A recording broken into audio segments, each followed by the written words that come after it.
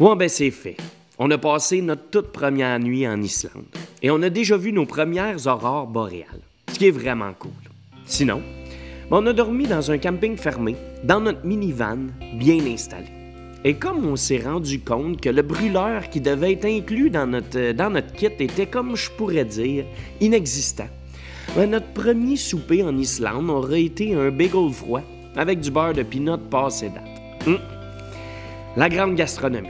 Mais sérieusement, c'est pas ça qui est important. Parce que ce qui est débile, c'est de se réveiller dans un autre pays, d'ouvrir les rideaux et de voir des montagnes enneigées de toute beauté tout autour de nous. Alors on mange une banane en 2 secondes et c'est parti. La journée commence. Ouf! Bon matin mes amis. Déjà une journée complète de fête. On se levait pas trop tard, mais on avait besoin de sommeil, donc bien installé dans notre minivan quand même au chaud, c'était très bien. Et là, ben, on a commencé notre journée en force. On est à Stikki-Jolmur. Stikki-Jolmur, c'est un petit port de pêcheurs, un village assez tranquille, même pas 2000 habitants. Des belles petites maisons colorées, un beau point de vue en haut d'une mini-colline. Et juste en arrière de moi, c'est le fort principal de la ville, dans le fond, qui protège l'entrée au port. Fait qu'on est monté en haut, et là, ben, on va déjeuner un petit peu. On charge nos batteries de téléphone, il y a un petit Wi-Fi, on se remet à jour dans nos choses. Puis, ben, on repart à l'aventure. On a quand même pas mal de routes à faire aujourd'hui. Donc, pas le temps de niaiser, on part ça.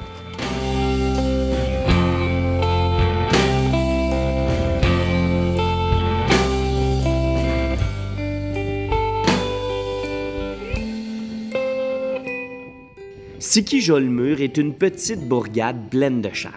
Elle a été construite autour d'un port naturel protégé par un îlot de basalte spectaculaire et du haut duquel on a une vue d'ensemble de toute beauté sur le village et sur la mer qui nous entoure.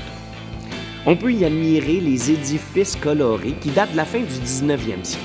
Et surtout, on peut y sentir un certain confort, une certaine hospitalité et un sentiment de réconfort. C'est une belle petite place qui mérite sûrement d'y passer une nuit si vous avez un peu de temps.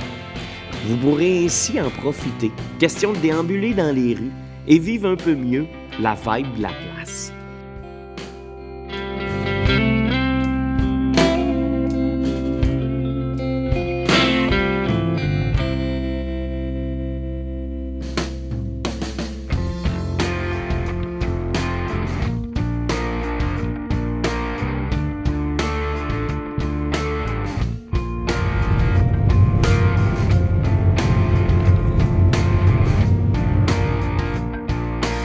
Et la route continue.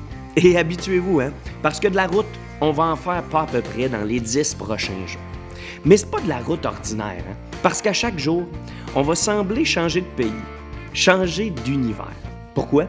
Parce que toutes les différentes régions de l'île sont complètement contrastées les unes des autres. Alors, ben on contemple ça, les yeux grands ouverts, et la mémoire prête pour garder ça en tête le plus longtemps possible.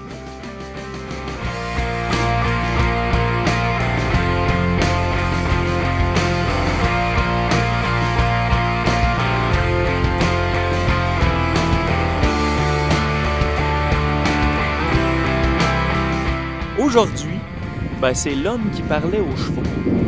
Avez-vous déjà vu un cheval islandais? Ils sont un peu trapus, courts sur pattes. Je sais pas s'ils mordent. Oh! Bon, c'est assez.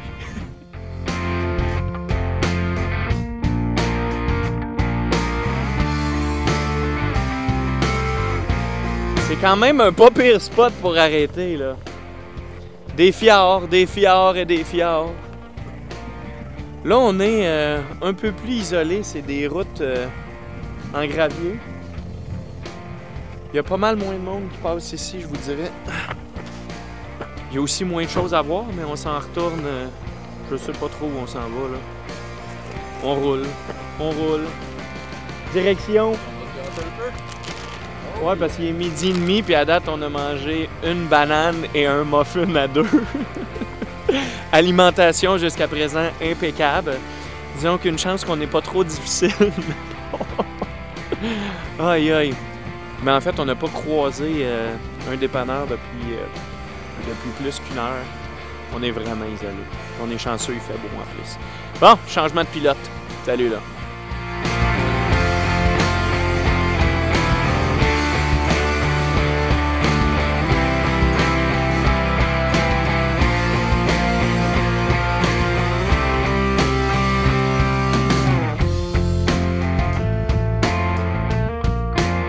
Direction plein nord, en route pour Sigluff-Jordure, le point le plus septentrional de notre périple. Mais avant d'y arriver, on a encore pas mal d'arrêts à faire. Et parlant d'arrêts, je pense que c'est ça le plus difficile en Islande. Parce qu'en roulant, on a le goût d'arrêter partout, de sortir du véhicule et de prendre des photos. Parce que tout ce qui nous entoure est toujours de plus en plus beau et jamais on est tanné. Mais quand on a seulement une dizaine de jours, disons qu'il faut choisir ses combats. Il faut choisir judicieusement quand on décide d'arrêter. Parce que le temps est compté et des choses incroyables à prendre en photo, il y en a des milliers et des milliers. Un vrai petit paradis.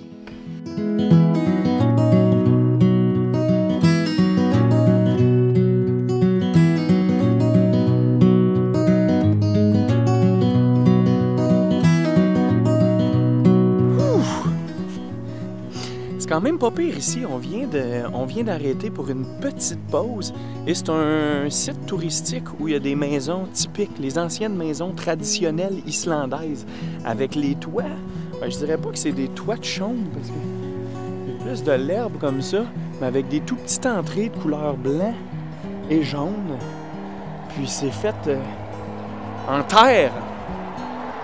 Quand même très cool, c'est pas gros, mais ça nous donne... on retourne dans le temps pendant un simple moment, puis on est dans une vallée entourée des montagnes, enneigées toujours. Un beau petit arrêt, ça. Très cool.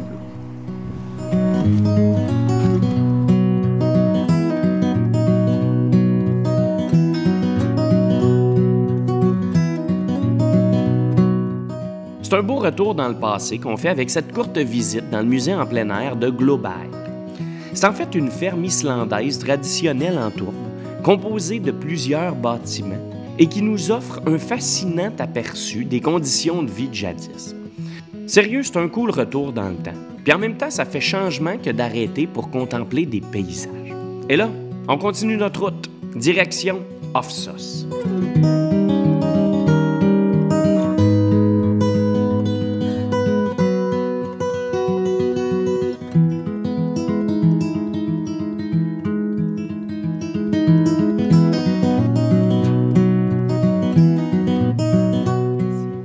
On vient d'aller voir la piscine, une des piscines les plus connues de l'Islande. Elle était très populaire aujourd'hui. On s'est fait dire qu'il fallait une réservation. Non, c'est assez tranquille, il n'y a pas un chat. Là, on a descendu un peu la colline du stationnement, puis il y a des belles roches, les orgues basaltiques qu'on a déjà vues dans d'autres voyages. Avec les vagues qui cassent dessus, c'est quand même très bien. Puis habituellement, quand tu vois ces endroits-là, il y a plein de monde qui prennent des photos, puis c'est plein. Et là, je sais pas, pourtant, on n'est pas tant que ça dans un trou, mais on peut bien apprécier ça. Sur le bord du fjord, avec le soleil au loin.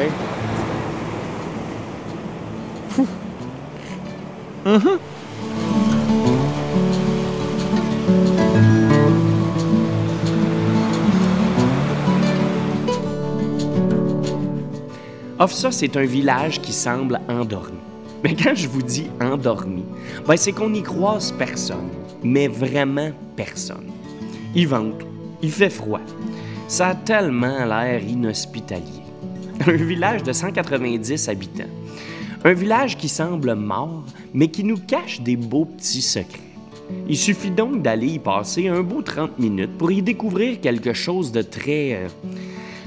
quoi, je le sais pas. Je le sais pas, mais c'est un beau petit stop. Puis là, on continue notre route en s'enfonçant de plus en plus loin. En s'éloignant toujours, et tranquillement pas vite, on va se retrouver dans un environnement encore plus inhospitalier. Dans la neige, dans les montagnes et en pleine tempête. On On en aura vu de toutes les couleurs aujourd'hui.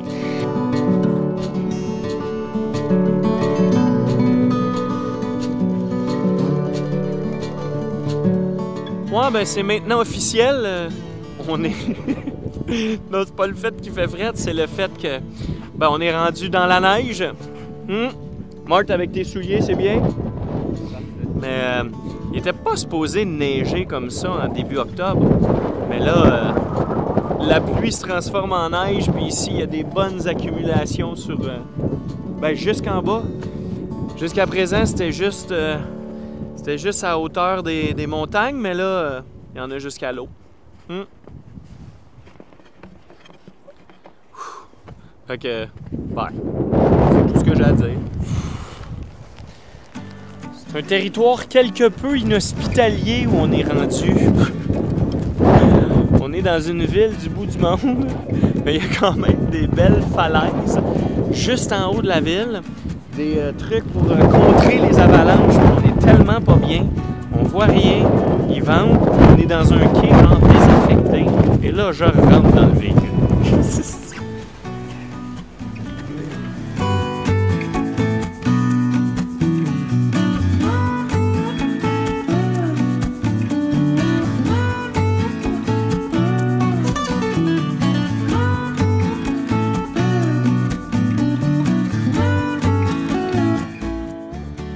Ouais, mais on est en train de passer un beau moment. On a un tunnel de 3 km qui vient de commencer. Et c'est un tunnel aller simple. Donc juste une voie. Et là, on a un flatbed avec une excavatrice dedans. Donc on peut pas le dépasser. Puis on roule à 15 km/h. Et avec notre horaire serré, il faut arriver à Cressiac-Roche. Ben... Une autre aventure, après l'arrestation qu'on a vécue live tantôt avec des guns pointés sur un suspect qui sort de son auto. Ben là, c'est ça qu'on vit. C'est ça l'Islande, hein? Plein de rebondissements, plein d'aventures, de la neige, pas de bottes, encore de la neige, la pluie, et ça. Wow! Pas pire deuxième journée, hein, en Islande. J'espère que vous avez tripé autant que nous autres, on a tripé aujourd'hui. Je vous invite à commenter, à liker, à partager, puis abonnez-vous à la chaîne On part Travel. Salut là!